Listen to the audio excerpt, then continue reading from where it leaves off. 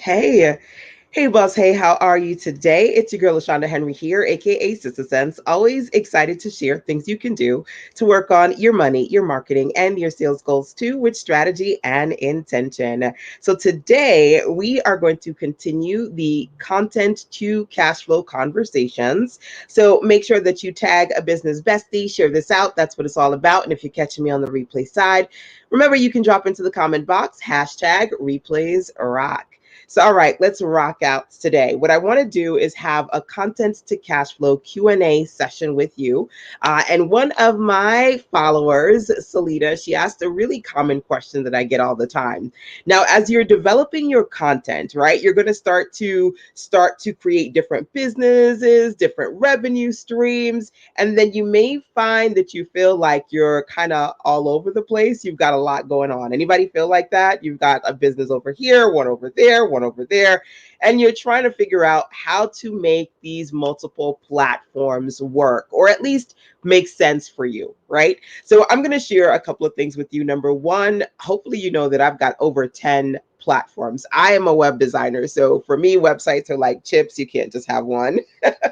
So I think it's perfectly okay to have different businesses. Now, some of them are connected, and honestly, some of them are not, because some of them make sense. Like, for example, Sister Sense is my primary website, right, for business and mentorship and talking about entrepreneurship online. And then I have the BBWO Black Businesswoman Online Community. So those two have synergy. It makes sense to connect them, right?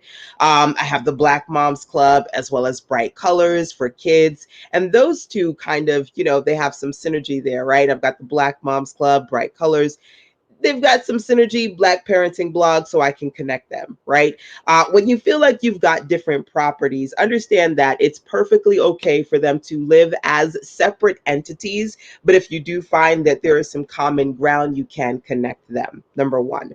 Number two, think about different companies out there that actually have an umbrella, like an enterprise or a corporation, right? I think about companies like Johnson and Johnson. I always, find myself like, what? When I realize that certain companies are under the same platform, like fast food restaurants, you'll have like a pizza chain and a chicken chain and a fish chain, and you didn't know that their umbrella company were all the same because they're so completely different.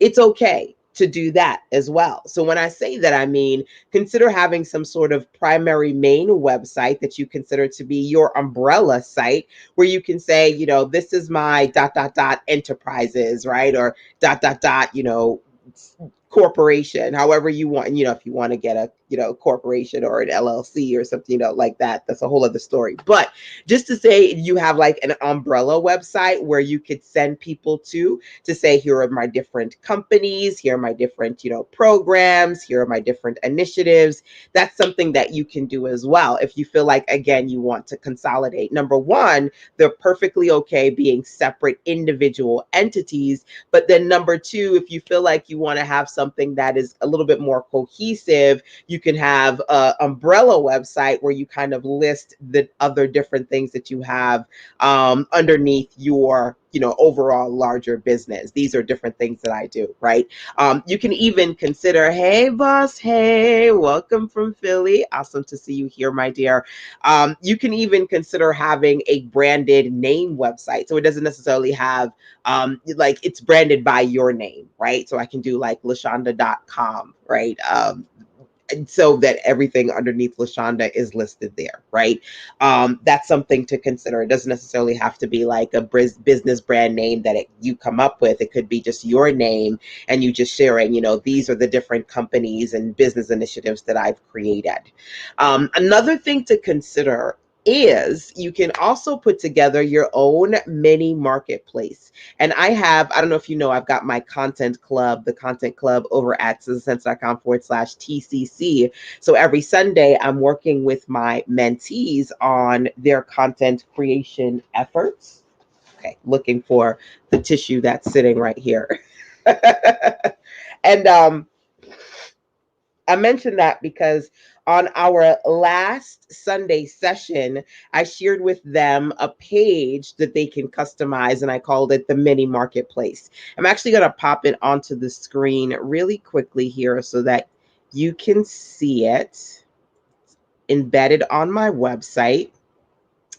And essentially, this little mini marketplace that I've put together highlights 5 different products. Okay. And thank you so much for the hearts and the thumbs up, all that good stuff. Keep tapping away if you feel like you're enjoying this session for today.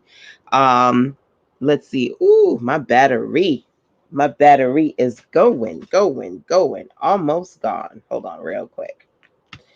So this mini marketplace is a customizable web page that I put together to showcase 5 different offers. Now, in my case, they all are very similar. They're all underneath my content creation girl boss initiatives. And if you wanted to take a look at this page, it's over at sistersense.com/marketplace, right? But something like this is also something that you could put together as well. Let's say, for example, you've got, 2 different businesses and one program, an initiative, and you want to be able to have a central place to say, okay, here are some of the things that I've got. And they can click on the image, like a core image to be a reflection of that particular product, business, program, etc. And then some information about it, what it is that you can send people to, right? So this is another option for you. Either, coming up with a new website that you can use as your umbrella website to clearly showcase everything, or have a simple mini marketplace like this one where you can highlight up to 5 different, well, in this is the particular customizable page that I put together for my mentees. It has 5 spaces here, up to 5 options. And this is something that you can consider as well. So I wanted to do this so that I can, number one, answer this amazing question, because I get it all the time. So thank you so much, Salita, for checking in and saying, hey, LaShonda, could you give me a little bit of insight here? A lot of times your question is a question that other people have. And number two, for those of you who are looking to think about how to consolidate or to make sense of the multiple business websites you've got, hopefully this can point you in the right direction. Last but not least, as you're working on your content to cash flow efforts, if you find that you have questions too for me, feel free to either email sistersense@gmail.com, or actually, number two, when you go to the sistersense.com website, you can actually click that little gray tab on the right to send me a voice message. All right. So those are some things that you can do. I am going to continue this content to cash flow conversation with you. As I mentioned yesterday, I shared 3 different types of digital products that you can consider putting together, as well as the day before, 3 types of target audiences that you definitely should be reaching out to when it comes to BLY, DFY, and DIY too. So we've done some great things so far in the first 3 days of the Content to Cashflow week. Look out for some more, because I definitely want you to be able to explore how you can maximize your content to cash flow efforts. All right, my dears, this is it for today. Till tomorrow, take care. Bye.